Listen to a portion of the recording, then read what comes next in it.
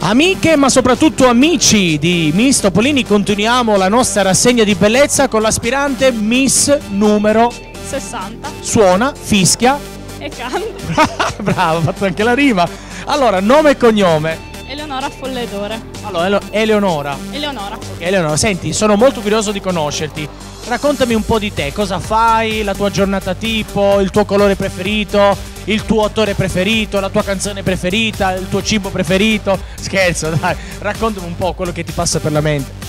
Allora, io studio all'università, sono al secondo anno di tecniche della prevenzione e mi piacerebbe lavorare nell'ambito di medicina del lavoro e ho 20 anni, il mio colore preferito è il viola. Vabbè, no, scusate, interrompo perché lei mi stava guardando quasi come se fossi un cartone animato, la cosa mi divertiva molto, però senti, tu sei fidanzata? Sì, Da quanto tempo? da novembre dell'anno scorso.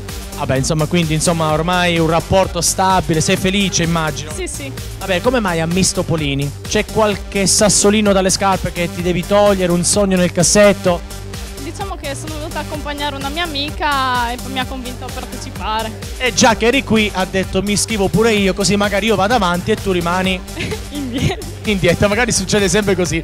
Va bene, senti, in bocca al lupo, davvero, quella è la telecamera, adesso insomma puoi salutare chi vuoi, approfittane.